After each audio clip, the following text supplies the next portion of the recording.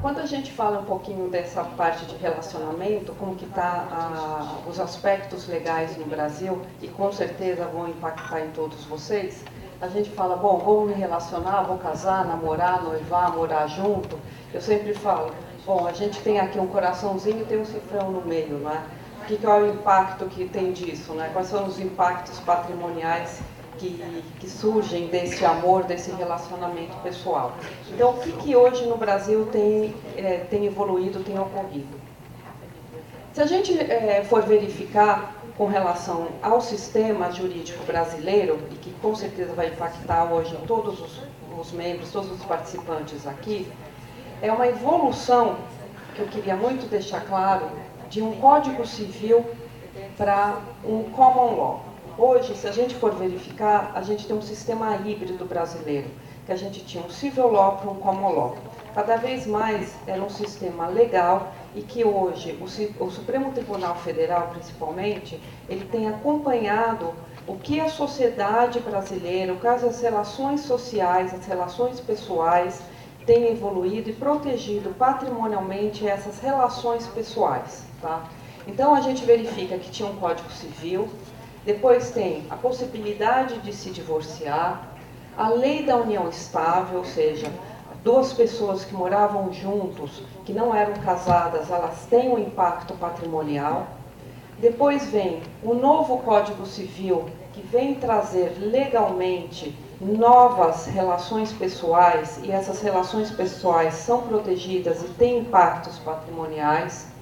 A emenda constitucional 66, que vem dizer o seguinte: eu não preciso me divorciar, mas eu posso me separar de fato, e isso tem consequências jurídicas.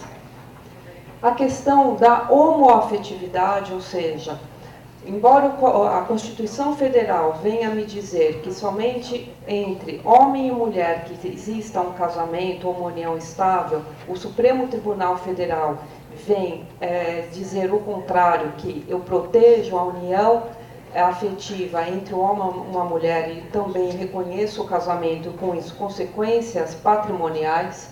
E, finalmente, a filiação socioafetiva, que a gente chama de adoção à brasileira. Então, se a gente verificar hoje essa evolução histórica legal, eu tenho que o Brasil, de um civil law, está indo para um sistema híbrido de civil law para um sistema de common law. Hoje eu tenho um civil law misturado com common law. Com relação à união estável, o que hoje evoluiu para o que a gente tem hoje no Brasil? Quais são as características de união estável? Ontem, numa reunião, estava muito engraçado, porque as pessoas falavam, poxa, a união estável, o que eu tinha hoje, o que eu tinha em mente de união estável? Eu tinha em mente que eu tinha um prazo mínimo, que eu tinha que ter filhos, que eu tinha que, na verdade, conviver, tá? Era o que a gente sempre tinha em mente com relação à união estável, tá? O que o novo Código Civil de 2002, ele veio trazer de novidades? Quais são as características da união estável? Uma convivência duradoura e contínua, publicidade, ou seja, eu não estou me escondendo, eu me demonstro, eu me apresento socialmente, eu vou num casamento, eu vou numa festa, eu vou num evento, num seminário, eu me apresento como um casal, como companheiros. Dispensa coabitação. Eu posso estar morando no Brasil e o meu companheiro estar morando nos Estados Unidos e posso ter, sim, um reconhecimento de união estável. Isso eu já tinha desde a época do Supremo Tribunal Federal.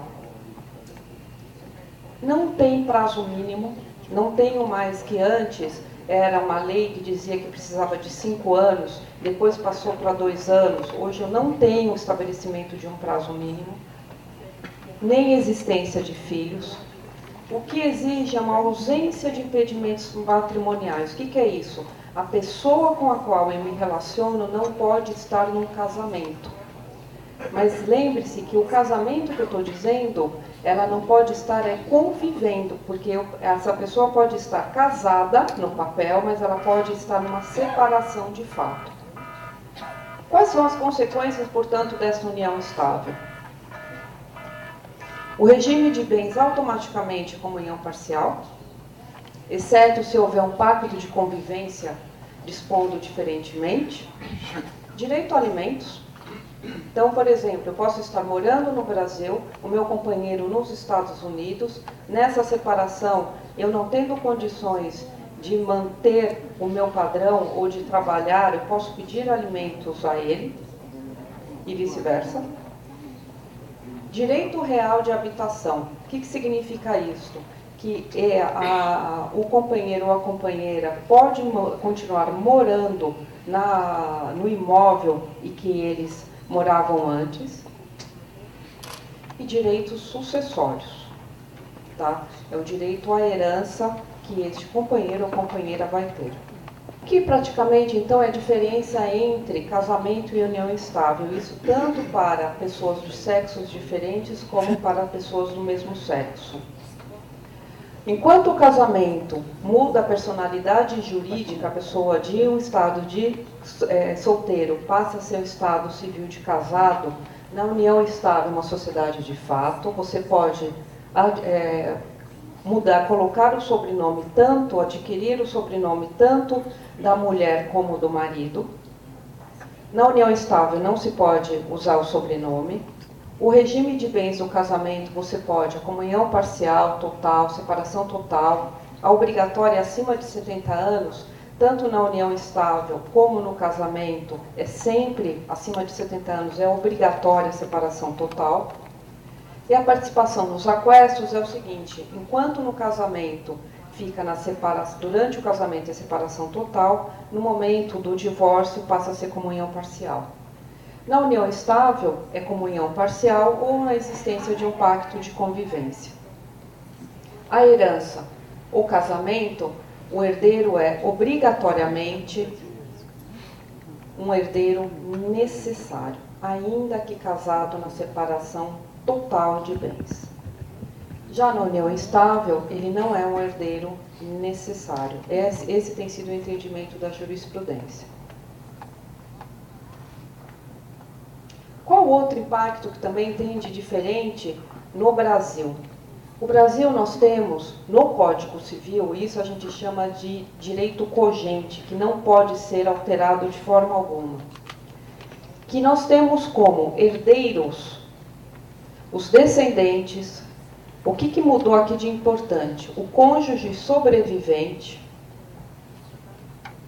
o ascendente, cônjuge sobrevivente de novo, os colaterais, e no caso de inexistência de quaisquer um desses, vai para o município do falecido. Quem são os herdeiros obrigatórios?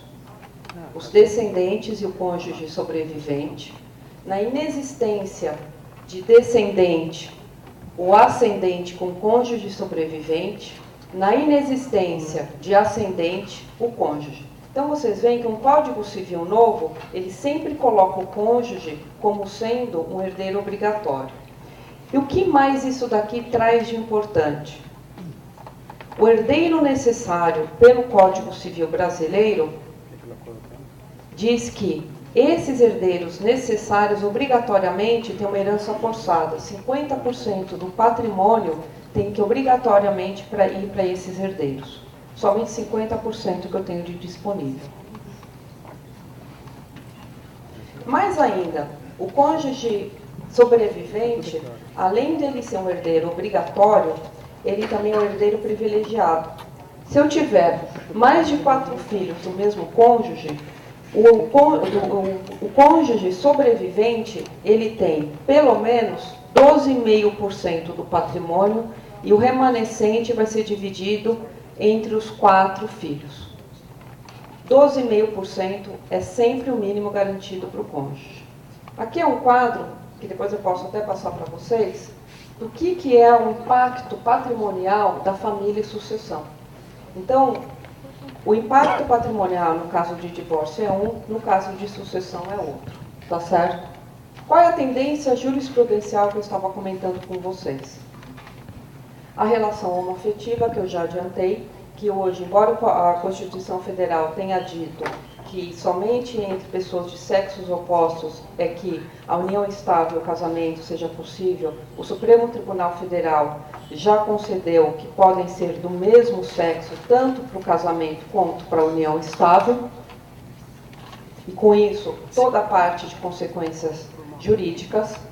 A relação paralela, a união estável pode ser, sim, concedida e reconhecida com relação a pessoas casadas, desde que separadas de fato. E aqui é algo super interessante, que só no Brasil mesmo. Se a pessoa, por exemplo, tiver um amante, e esse amante não souber que é um amante, os juízes têm entendido que tem que ter uma proteção, que a gente chama de um amante de boa-fé. É verdade, eu fui num evento só de mulheres, e a mulherada era mineira, ficou aquele silêncio, a mulherada chegou e falou assim, bom, então as pônei na rua, vai ficar todo mundo sabendo. Então, eu sempre digo, eu dou aula, então é muito engraçado, eu dou um exemplo, né? Quer dizer, eu estou em São Paulo, começo a dar aula em Goiânia, arrumo um amante lá, ele não sabe que eu sou casada, então ele vai ter direito ao meu patrimônio também, então é um amante de boa-fé. Esse concubinato consentido é super interessante, é um caso que saiu no Rio Grande do Sul, que era o seguinte, é um homem casado, que tinha amante, que era vizinha, elas trocavam até receitas de bolo. Aí, quando ele faleceu, o juiz decidiu, se sempre dividiram o marido a vida inteira, como é que não vão dividir o patrimônio? Então, é um concubinato consentido. Poxa, dividir o marido, não vão dividir o patrimônio? Nada disso. Então, para vocês entenderem como que é a tendência jurisprudencial no Brasil. A relação socioafetiva, isso aqui é super interessante também. É muito comum no Brasil, às vezes você adotar a criança, mas não no papel. Adotar somente a criança de fato. Você tratar a criança como se fosse filho. Chamá-la de filho, o filho chamá-lo de pai, de mãe. E dar todas as condições econômicas para esse filho. Por conta disso, o que os juízes têm entendido? Que essa relação socioafetiva, ela tem uma consequência patrimonial, tanto de alimentos quanto de sucessão. É a adoção de fato, uma adoção socioafetiva. Tá? Então ela vai ter também consequências patrimoniais. Para vocês terem uma ideia, é muito comum, que deve ser também aqui nos Estados Unidos, uma mãe falecer no momento do parto, e o pai se casar de novo, e a madrasta, vamos dizer assim, criar esse filho. Tá? Então, o que fica, na verdade, é o seguinte, a madrasta ser chamada de mãe e na certidão de nascimento constar uma outra pessoa. Fica uma confusão na cabeça da criança. Então, o que os juízes têm permitido é o seguinte, que conste na certidão de nascimento o nome de duas mães. É a duplicidade de filiação. Tá? Mas isso também tem consequências patrimoniais, que são consequências de sucessão. Tá? Um caso aqui que também é público, então eu pude colocar aqui, é o seguinte, é tão importante essa parte de proteção da parte psicológica da criança, do direito de saber a paternidade, a maternidade das pessoas, que esse é um caso que foi levado a público, que é do H. O que aconteceu? Ele, casado, 4 filhos, e ele teve um relacionamento extraconjugal e teve 2 filhos. E esses 2 filhos foram registrados por um outro homem. Quando ele faleceu, esses 2 filhos extraconjugais pediram um DNA alegando que eles eram eram filhos legítimos biológicos do H. Mas na certidão de nascimento constava o nome de outro homem. Tá? Neste caso aqui, o que o Supremo Tribunal Federal, mesmo o STJ, o Superior Tribunal de Justiça, tem entendido? Que é direito dos filhos saberem quem são os seus verdadeiros pais biológicos. Então, eles declararam a nulidade da certidão de nascimento, visto que foi provado que esses 2 filhos eram, de fato, com prova de DNA, filhos do H. E com isso, está tendo uma nova reviravolta no inventário, no espólio do H. Que ao invés de ser dividido entre 4 filhos, vai ser dividido entre 6 filhos. Tá certo? Uma coisa aqui que é interessante é o seguinte, se fosse o oposto, se o DNA, se na verdade o H. tivesse se o H externo tivesse, na verdade, registrado esses 2 filhos e soubesse que eles não eram seus filhos de verdade biológicos. Nada podia ser feito, exceto se os 2 filhos que pleiteassem essa nova certidão de nascimento. O H externo alegar que não era pai, ele não poderia, somente os 2 filhos é que têm interesse, tá? Aqui é o que eu acho que realmente impacta para vocês. Por que eu entrei nesse assunto todo de direito brasileiro? Porque existe uma parte de direito internacional que no Brasil diz o seguinte: qual é a lei que se aplica com relação ao direito de família? É o domicílio da pessoa quanto ao direito de família. Quando tem domicílios distintos, é a lei do primeiro domicílio do casal. Então, se eu sou brasileira, me caso com um brasileiro, mas eu venho morar nos Estados Unidos, é a lei daqui dos Estados Unidos que vai ser aplicada. Ao contrário, se são 2 americanos que se casam e vão morar no Brasil, é a lei brasileira que vai ser aplicada. Então, tudo que eu falei até agora, com relação à parte de família, vai ser aplicado para esse casal americano que vai ser domiciliado no Brasil. No caso de divórcio, se eu me caso com um americano, venho morar nos Estados Unidos, me divorcio e volto para o Brasil, eu posso pleitear para o Superior Tribunal de Justiça para revisar qual foi a partilha desses bens que estão no Brasil com relação a mim. Tudo que tangencia, de alguma forma, a nacionalidade ou os bens brasileiros vai ser revisto pela soberania, pelos juízes brasileiros. Quando não tiver domicílio certo, vai ser considerado o domicílio no lugar que é a residência ou naquele que se encontra a pessoa. Com relação à sucessão, isso aqui é super importante. Aplica-se a lei de sucessão do último domicílio do falecido. Com relação a bens de estrangeiros situados no Brasil, se forem imóveis, com certeza vai ser aplicada a legislação brasileira e só vai poder ser inventariado por juiz brasileiro. Se for de bens de estrangeiros e um dos beneficiados, um dos herdeiros for brasileiro, se a legislação brasileira ela for a mais benéfica, vai ser aplicada a legislação brasileira. Lembre-se, aqui nos Estados Unidos não tem a lei de 50% herança forçada, no Brasil tem. Então, com certeza vai ser aplicada a legislação brasileira. Aqui eu estou dando um exemplo com relação ao direito internacional. Se um americano se casa com uma alemã, tem um filho brasileiro, nasce no Brasil e tem a cidadania, nacionalidade brasileira, eles têm bens nos Estados Unidos, moram nos Estados Unidos, mas têm bens no Brasil, se a alemã vem a falecer, vai ter um inventário nos Estados Unidos, vai ter um inventário no Brasil e esse filho vai ter o direito a 50% por conta da aplicação da legislação brasileira, que vai ser mais vantajosa do que a americana, ainda que tenha um testamento aqui nos Estados Unidos.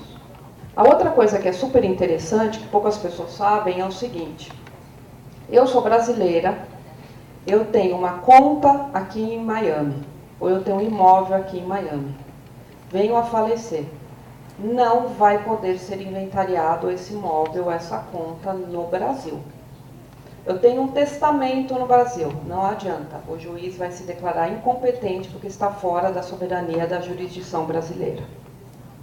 Então, por exemplo, o que é muito comum, tem empresas, famílias, que tem todas as empresas operacionais, tem uma holding mãe, em cima da holding mãe tem uma offshore por questões de proteção, e tem toda essa família sendo dona dessa offshore.